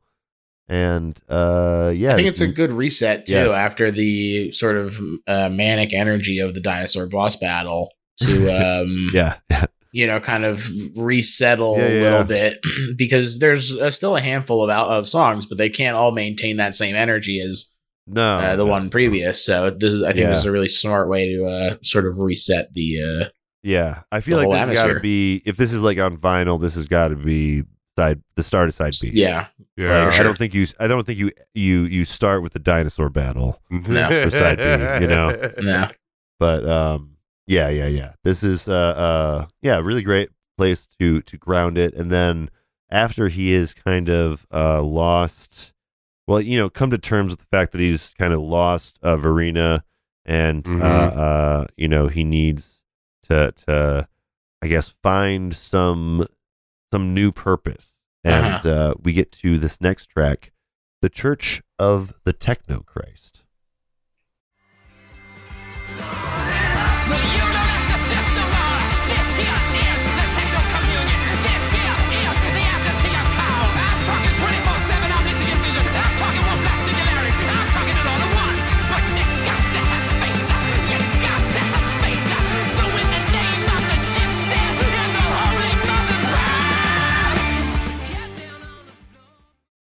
Preach You it. got to have faith. Preach it. I love that. I love that part of the song. Yeah, that's pretty good. Yeah. Good clipping, Brad. He's doing that just Southern Baptist whatever drawl. Yeah. That you know. Oh yeah, no, he is delving deep. Yeah. Into that shit. Uh-huh. He is. Ooh. Yeah. He's saying, keep playing. Well, yeah, Chaos right now. He's doing a great job convincing the main character that Let this the thunder rain down. that this techno Christ is a good thing. You know. Yeah. Oh, absolutely. This, I mean, like I said, the whole thing could kind of be a Kilgore Trout / Kurt Vonnegut thing, but Mhm. in particular, this song by itself could really be its own sort of interesting sci-fi story of this guy, yeah, like short coming, story, as it were. this guy Definitely. coming to the Techno Christ and then panicking in the middle of uploading. It's really fucking cool. It's because basically he like shows up at this whatever reality this is. I'm honestly I'm imagining like an Apple store when I'm thinking of this. Yeah, And like because they're all the way they're all talking about the technology is very this like here is a tech communion. like this is the best thing that's ever happened. They're just talking up this, Matrix type thing. The whole idea is he can it's kind of going back to the beginning a little bit with him. They're offering him a quick and easy way to get what he wants, which is, what he was looking for at the beginning is quick satisfaction. Yeah, something more. And in this case, becoming one with everybody else. Yeah, and your sin goes away, and your sadness goes away, and you just start anew in this. Yeah, easy Matrix. to understand why he would freak out though, because there the idea of complete loss of self is kind of antithetical to who we are. Like it's ingrained into us in that way. Uh-huh. It's a really interesting sort of conceit to this whole thing. Yeah. Because I love that it's him kind of taking, like in the last track he takes a step forward, but in this track he takes a step back. Yeah, regresses but for sure. He knows enough not to fully delve into it. At least, he knows enough to know that this is not right. This is not what I want anymore. It's like I don't know. It's I feel like there is I feel like there is a hero's journey happening here, but I don't have I didn't think about it when I was actually like doing my notes, but right. It's like the second time that is there a second call? Is there Well, yeah, because they can refuse. They can You refuse the call. Mhm. Yeah. and this is maybe him accepting the call finally and becoming a hero yeah, by not maybe. accepting the Matrix. Well, because he does situation. at first. some but Neo he, shit he, we got going. He does it here. first. Yeah. He, Yes, has- yes. he Definitely some Neo shit. unplugs, and it's like Yeah. 4,000 years later. Oh yeah. That's right. There's another time jump. Yeah. Whoa. He's going all over the fucking place. Yeah. Yeah. Because it was I was in the singer's explanation of it. He was like, "Of course, when you're uploading your consciousness to the computer, time moves as a fractal." It's like, of Mhm. course, Yeah. singer. Yeah. They don't tell you when you join the church that it takes like 1,000 years just to upload. Yeah, right. Yeah. But it feels like nothing Uh-huh. because you're being uploaded to a computer, and so he gets plugged in and feels himself being assimilated and goes, "Oh fuck, that sucks. Shit, I don't want that." And he, So yeah, that means even 4,000 years he wasn't like fully uploaded. I mean, it So, sounds like he was fighting it then. it takes a long time. Like these are bad hard drives. These Yeah. are like This not. would I be a mean, great like, movie. imagine how much data is in a human consciousness. Why isn't Well, I this feel a like- movie? This would I be mean, great. I don't know. 4,000 years is a lot. I It's a feel lot of like they're time, for using. sure. I feel like they're using like 80s computers to upload the consciousness for people. I mean, this was written in 2014, so I don't think so, there, Brad. But the music video does look very retro. If you've seen the video, Well, fair enough. in very much the King Gizzard style, they're using old cameras to film this music video. And the music video does, if you want to get kind of a in a nutshell version of the story, the music video does do a little bit of that, and like it ends kind of where the album ends, you know. But yeah, fun music video though. Lot better I think than the Seeds of Gold one. Yeah, more interesting for sure. Yeah, more them, you know. Maybe that's after King Gizzard put out a few weird ones, and they're like, oh, well, King Gizzard can do it. Why can't we? I mean, I would say Frank Zappa kind of started that trend a little bit. Oh well, yeah. I mean, he's like one of the godfathers of that kind of thing. Yeah, we still have to get to Frank Zappa. Being weird. Oh, we're gonna do it. Joe's Garage. I'm trying to see if I can get my friend Nick on. Okay. Yeah, I bet I can get Nick and Trevor on for that one. Yeah, a super group episode. Let's do it. Yeah, because I really, really want to get into fucking Joe's Garage. But yeah, that's definitely a good example of this kind of thing. But ultimately he decides that he does not want to upload. 4,000 years later, he gets out and he teleports somewhere else, I think. Yeah, it's like the shock. The shock of undoing it is like what sends him spiraling through time and space again. Yeah. He's like, it's like he's not anchored to anything throughout these songs. You know what I mean? Hey, again, like Vonnegut, you know, Slaughterhouse 5. Yeah. Billy Pilgrim has come unstuck in time. So has The Fool. Yeah. Okay. I need to read more Vonnegut. Actually. Oh man, he's so fucking good. Yeah, I don't think I've actually even read one Vonnegut. Wow. I know about. Here's what I'm going to recommend to you. Okay. What's the first? Where should I start? Read Sirens of Titan.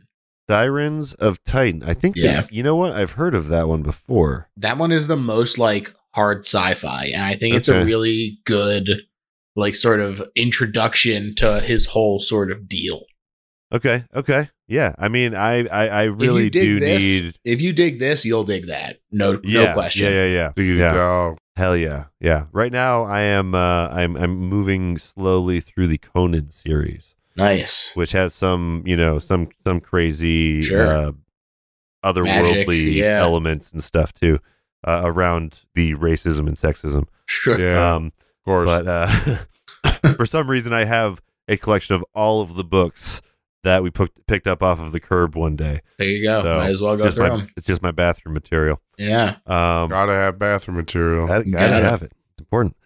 But otherwise, it's just wasted this next time. track, I'm sure that he wishes he had some bathroom material, but unfortunately, he is in some sort of future desert wasteland. Oh, boy. That's rough. Classic. This is Beckon Fire.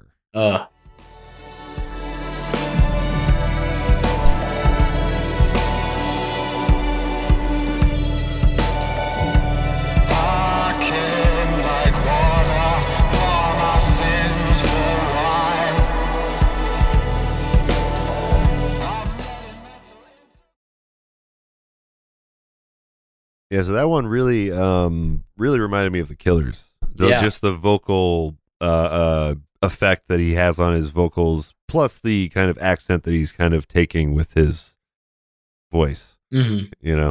I see it. Yeah. Especially Sawdust. Killers Sawdust is like specifically the Brandon Flowers that I'm hearing here. Mm-hmm. But yeah, this is a fun one too. I mean, it's a cool shakeup of like what's been happening. Like even the like weird introspective ones keep being different from each other, which is really cool and not that easy to do. Yeah. Like this is it because there's so many little stories within this one dude's story. Yeah. It's definitely a really, really great concept album. Like this is a quintessential like. Going through a lot of ideas, a lot of story beats, and this track, he really comes to a point. This is I love the last line. I think I'll die right here. I think I'll just die right here. And he kind of comes to the end of his journey. And I'm gonna read actually what the lead singer says about this track. The Fool. The lead singer, by the way, is a lad by the name of Christopher DeSink. And the other guys we got here are Manzur Zanelli, Christopher DeSink, who I just said, Michael Barrett, Salvatore Erdone, and Duncan Miller. Just Duncan Miller for the last one. Good job, boys. Yeah. Great job, guys. Fellas. I don't know what each of you plays. We're doing good work. You're doing good work. You're doing the Lord's work. Let's get another album going. All right? That's what I'm saying. Yeah, I know, right? King Gizzard can do like 15 a year. Why and can't you do Come on, guys. Get your shit I feel together. like all the bands that King Gizzard like rolls around with have got to be like, come on, man. Like really? You're you not just making put out this fair. another classic? Not even fair. Is it Tuesday already? God damn it. But yeah, for what he says for Beck and Fire is, the fool fears that this time it's the end of him. The church was a last-ditch effort at some kind of salvation, some kind of quick fix that would absolve him, but now he is stuck in the far future where everything is a desertified wasteland. This time there are no nodes, nothing that could be a get-out-of-jail-free card. He wanders for days, lamenting that every step of his twisted journey has been a step further away from what he has been looking for. He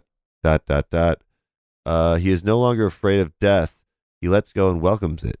A smile springs across his parched lips, and as he slips away, his mind skips around the absurdity of all.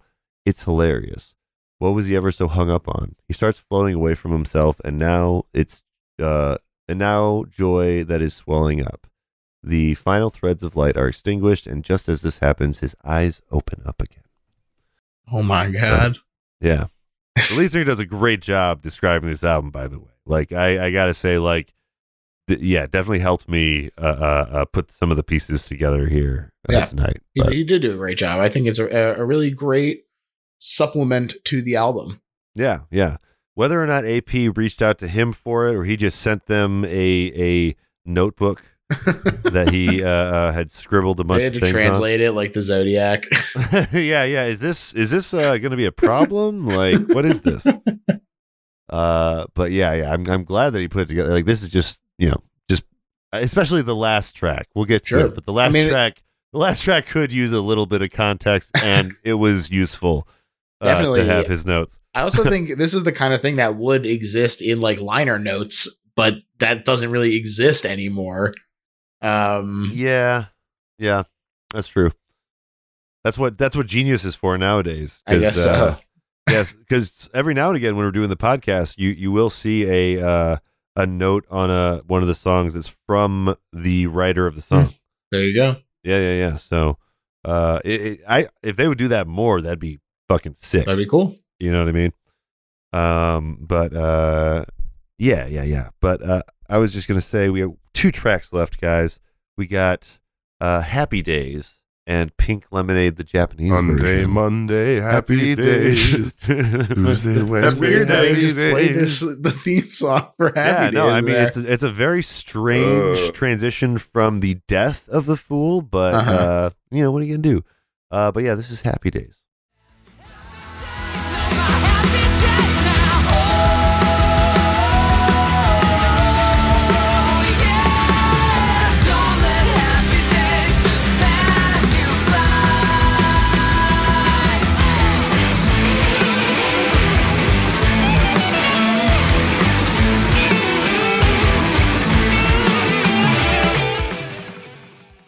Can't let those Sunday, Monday, happy days just pass you by. Yeah. Fuck Exactly. yeah. Fuck yeah. Yeah. Great. That was Happy Days. Every night at your Nick at Night, local Nick at Night provider. Dude, no, quick. At work, we have this fryer, the Fryer 3, and it doesn't we have to shut it off when you clean it, right? But when you're like refilling it and you have to turn it back on, you have to give it a good clunk. Oh, you have to Fonzie it. You have to Fonzie it. I get to Fonzie a fryer once a week just to get it to fucking like fire off, and it's great and it works every time. I used to have a heater that I used to have to Fonzie in my car. Yeah. Great. Although eventually I got sick of bruising on my hand and I got a mallet, so I could just yeah. Percussive maintenance, they call it. Yeah, exactly. Hey man, sometimes you quick need a side note. mallet. Yeah. Quick side note for life: if your starter's ever out, get someone to start it and give it a quick clank with a mallet. That's true. That's like true. A small mallet. That's real. That's might real. work. Might get you to where you need to get it fixed. Yeah. That's true.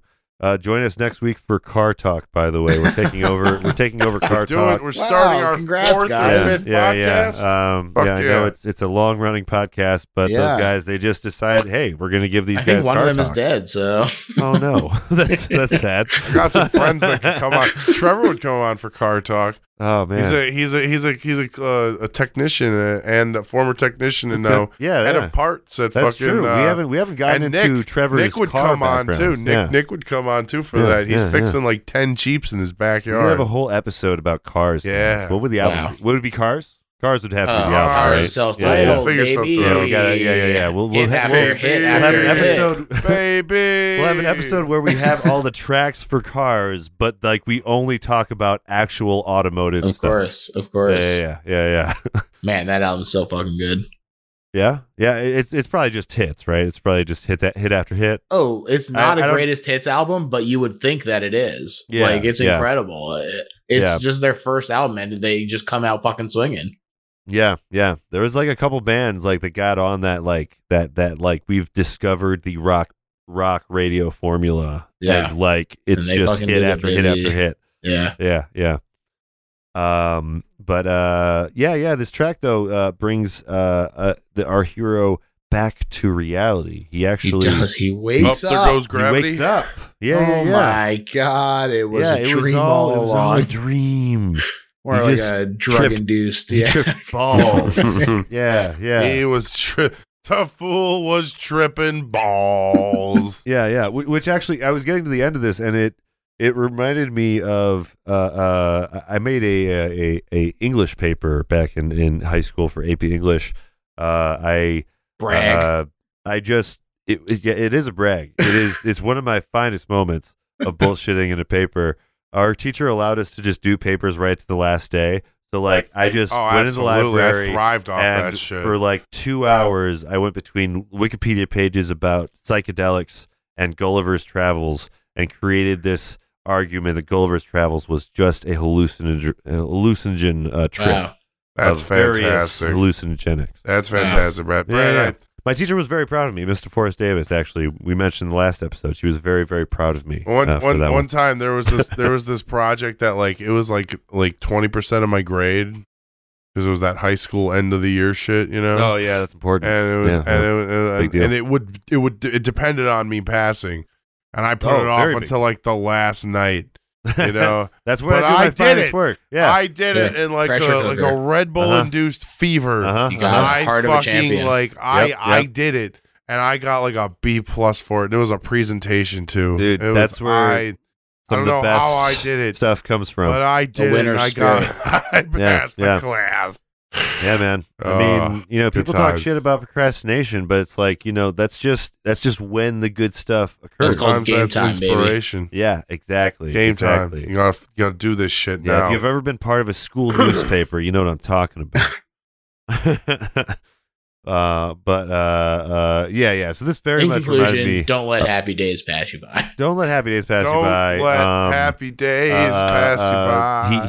He wakes up in an alley after the Alchemist's pink lemonade wears off, and Fuck yeah, he does. and apparently That's what happens. Verena. That's what happens when you do too many drugs, kids. But you he take did- pink PSA. lemonade. Yeah, But you he wake up in apparently an did- alley.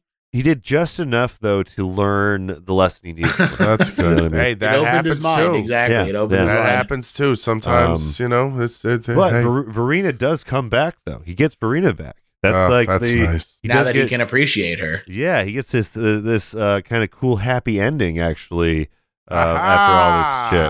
I bet he got a happy ending. No, he loves her for more than that, John. Yeah, but He I sees still her bet for he more got a than just happy that. ending. I'm sure they had a happy ending. But that's not what it's about at the end of this. Right. He loves her brain too. He loves her brain. He has a brain. I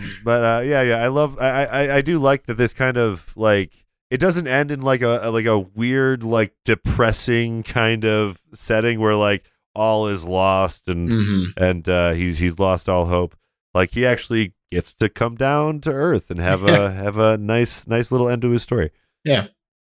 Not like King Gizzard's Murder of the Universe. No, not like that at all. No. Yeah, the universe gets murdered. The universe does get murdered. That happens. They tell Classic you right bad time. Yeah. But it's not over yet though. We have Not one over. more track for you guys, and this is the Pink Lemonade, the Japanese version. Yep. Oh God. Yes, it's the video. しまったばかりそれは君の心の中で起きるもし君に勇気があるのならばパラパラパラパラ君は魔法のピンクレモネード飲み物はいいな Yep. Yeah. So that's how the album ends. When I first heard that, I was like, oh, video game music. Like fucking Nintendo. Yeah. It's pretty I did not realize what you were talking about until we talked about it tonight. Like the very end. Yeah. I have one more clip actually of this Wow. Song, because there's you just have to hear the Yeah. outro. But so in this clip though, like they basically just fucking they just give you a Japanese version of the title track, Pink Lemonade. That's just and it's fantastic. just a fucking like Japanese 8-bit like fucking That's video just game shit. Fantastic, Yeah, Brad. It's just I actually kind of wish just that I hadn't seen the AP article. Like the one thing I wish I hadn't seen is the description for the song, because it would have been such a fucking shock. Oh yeah. You don't see that coming. You get this whole like retro like Well, I guess- pop like shit, and then all of a sudden boom, video game music. Well, I guess it is in Japanese though. I mean, to be fair, it is in Japanese in the title, like when they list it. Yeah, no, Yeah. the whole thing. I thought that was weird when I looked at the the track listing too. I was like, weren't why these is guys Australian? all right? Whatever. I've done weird stuff on this show before. I'll roll with it. Yeah. I was quite surprised. Yeah. Not in a bad way either. Yeah. No, it was just like, oh, interesting. Hey, One last little twist. one last little bit to shock you here. Yeah. So I mean he likened it in the notes of the album to like kind of an outro, like a movie outro. Yeah. Or credits, maybe yeah. an anime outro. Credits are rolling. Uh, Time for everybody to go home. but it's not the end though. It's not the end. This is where they take it to the next level. This is where the fool, well, not the fool's out of the picture at this point. Sure. This is where the story takes it to the next level, where it fades out of this part that we just heard, and then you hear actual Japanese girls talking about or singing with the track as the album is ending. So this is the actual end of the album. Well, most of the end. どういうこれクレイジーじゃないなんかおかしいバカじゃん何それなんで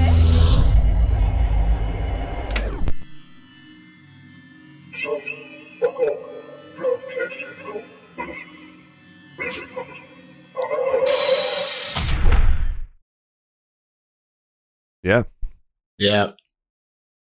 So That's just a whole fucking trip. Yeah. So it's You don't really know what you're dealing with. This one is hard because like I did have the context before I heard it, so like I knew kind of what the twist was, but Well, it's like, and then you watch Rick and Morty shit, and you're just like, Yeah. what are we talking about? This is very here? much a Rick and Morty type of adventure. Holy crap! Is that actually Yeah, real? Like the world within a world within a world within a world. Yeah. Crap, So what the John engine is, bullshit. So what John is saying is the end. They leave us with an Inception like twist where of all these Japanese girls are listening to the album that we all just listened to, Pink Lemonade. But then it takes it one step further, and then the Japanese girls then start hearing themselves on the end of the album Pink Lemonade. So so you start to hear like feedback loops, and you That start just to hear the makes same you question everything. and then it takes it back, of course, to the base level, which is Brahmatron laughing as he mentioned, As he called back does. earlier to the part of the album where Yes. he just laughs at the plight of humans. He doesn't care. Yeah. He's controlled as like a puppet. Yeah. So really fun outro. Really great way to cap off the overall story of what is real, what's not, and space and time, multiverse bullshit. Really, really wild album, and Fun. really grad. Thematically relevant. Yeah. Good shit. Yeah. And All around.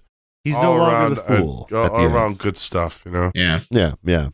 There's a character arc. There's two characters that grow and change, and then learn to appreciate each other for they come less from some superficial shitty reasons. backgrounds, Yeah, it's a nice good stories. It's a nice story. It's a nice story. I'm really, really glad that you brought this one to the table. But we have one more thing we got to do before we get out of here, and that is go around the horn and find out what everyone has been listening to. Wow. So we'll go in the same order as we did with the What Is Dave Drinking. I have been listening to I've been trying to listen to anything but Alacrity because that has been lodged in my brain ever since we did the Alacrity retrospective. But if you have any suggestions, let me know. Actually, you know what I should do to cleanse it? I should listen to that new King Gizzard album. Maybe that will replace it. That's unfortunately I don't have much to add to what I'm listening to than the last time we spoke. But as far as what I have to plug, again, it's going to be the YouTube guys. I know I've been plugging away at this like week after week, but we are 8 subscribers away on our Flyover State Park YouTube from being able to make a custom URL. So please go on over to the Flyover State YouTube, give us another subscribe, and we'll be that much closer. We just put out our second Brack interview with Andy Merrill, aka Brack. And I have one thing there about Freedom, a recent non-Threacher thing that they do. I made a video about. Also, there's Flyover State TV, our brother sister channel, and if you want to catch Side B live every other Tuesday, then you can go on over to there, like and subscribe. And I don't know what state we're doing yet for Side B, but we're going to be deciding that over the weekend. What about you, George?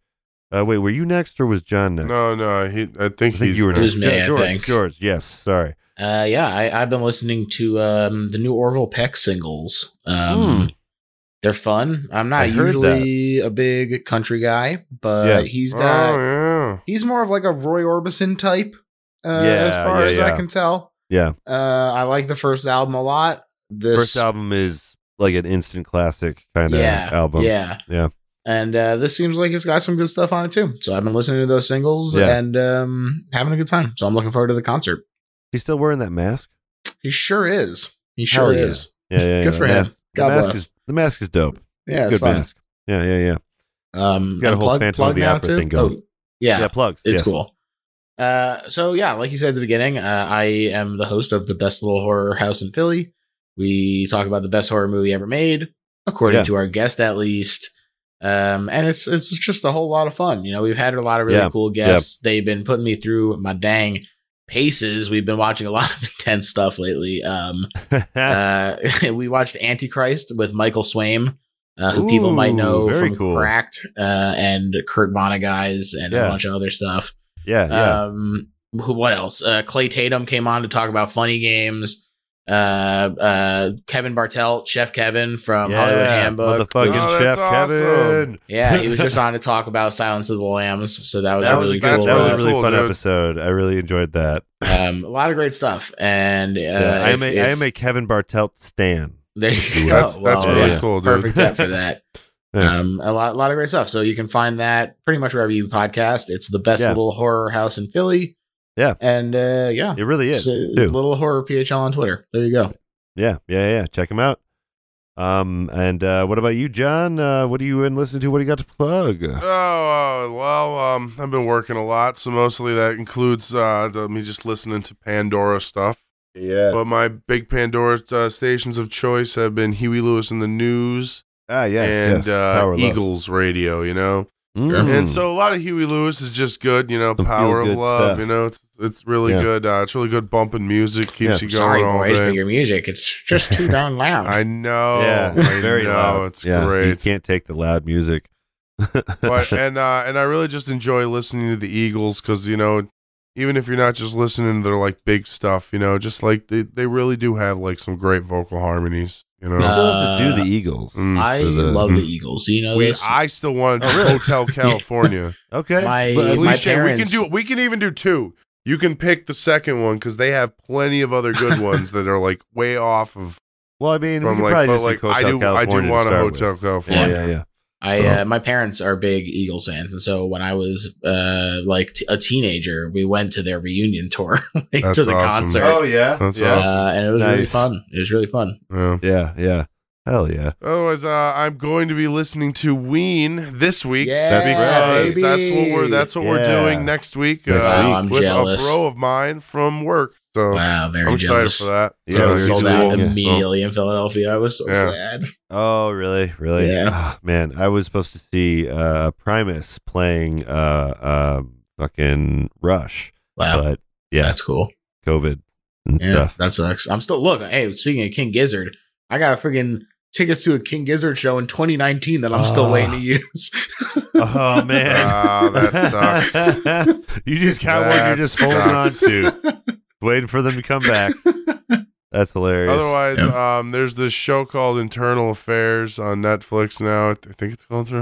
It's basically. Have you ever seen Big Mouth? Mhm. Oh yeah. They There's a do- spin-off show, yeah. Big Mouth, where it's like it's all about the sex creatures and like Yeah, the their sex careers. creatures, Yeah, You know, I like saw like the clip for it. I've never seen Big Mouth, Yeah, so it's pretty funny. I was just like, It's pretty yep, funny. This Looks is like weird. Big Mouth. It is. It is weird, but it's funny. Yeah. I mean, It's I funny need the stuff. I probably need the context of Yeah. of Big Mouth and the whole universe that they're setting up Yeah. there. But And excited for Moon Knight. oh yeah, Moon Knight. It's coming up. Maybe Oscar Isaac will finally get like a lead role that gets played out well. I feel like Don't count on it. I don't know. I would like for him to have one that works. You know. Yeah. Well, knowing what Moon Knight is about, I have to say, I don't know. I know nothing about Moon Knight. Well. So There's not The much character- to know. It's character about multiple backstory. personality stuff. yeah, I know there's a lot of You that. know, it's going to be another Disney Plus series. It's a Egyptian- hero I'm going to have to know about. I need regular shows to fill A lot my of people life. are already talking shit about his I accent. need stuff to but- eat. Wow. I need stuff to watch while I eat. You know, that's just the thing. Me and my girlfriend. It's cool. Hey, Yeah, you seriously. should go through the list of Best Little Horror House episodes and watch every movie that we've covered. That's a perfect. Dude, yeah, that would be a task, Yeah. honestly. It gets longer every week, so you got better start now. Yeah. But no, The King Gizzard approach. I'm behind on my horror movies, honestly. Like, because I didn't watch them when I was young, so Yeah. I've mostly just seen them with friends as an adult. Well, this is genuinely a great place to start because Yeah. every single one is the best horror movie ever made to somebody. true. So That's true. you know, Every week, it's the best horror Exactly. film. So it's you've ever just seen. a list of good movies, and it's funny because initially, not to diverge too far while we're literally in the middle of plugs here, but my initial plan was literally to do bad movies, and I was like, Yeah. what do I want to do this to myself every week? Watch a shitty movie for? Yeah. I've been watching Best of the Worst. I've been binging that on YouTube, course, and it looks like a fucking task. Yeah. So I'd much rather watch good movies, and so that's what we do every week. Yeah. Good movies are fun. Like Yeah. Silence of the Lambs. I really enjoyed the Silence of the Lambs conversation. That's Thank you so much. such a great album or great movie. Movie. It's not an album, sorry. but close. I have one mode when I'm in That's album called concept brand hour. focus, baby. Yeah, Damn baby. right. Atta boy. You know what I'm talking about. Yeah, that's been the album concept hour, though. Thank you so much. This was another fun hour, George, man. Dude, you were a great co-host, dude. Yeah. Thanks for having me, fellas. This was a lot of fun. Yeah. Glad you like the album, bringing my or at least attention lied to this. me about liking it. No, it was good. This is It was crazy, but it was good. I'm definitely listening to the rest of their discography, and I hope they come up with more. Honestly. Me too. Yeah, I mean, it's been it's been 8. Fuck. Yeah, it's been 8 years. Oh my god, 8 years. It's been 8 years, guys. Come on. Let's get another. We're getting old. Let's get a pink sink. I don't want to talk sequel. about it. All right, but thanks everyone for listening to the album concept hour, and we will see you next week with Weens, Quebec. Bye. Yeah. Bye. Bye. The Album Concept Hour is Brad LeBaron, Dave Gallagher, John Aker, and Jake the Snake Foster. Special thanks to King Gizzard and the Lizard Wizard for the theme music. Join the discussion on our Discord, tweet to us at Album Concept Pod, or for everything else, go to Linktree/Flyover State Park. See you on Side B.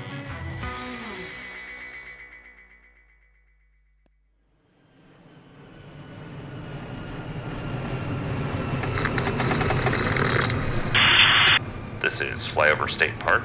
You are clear to land.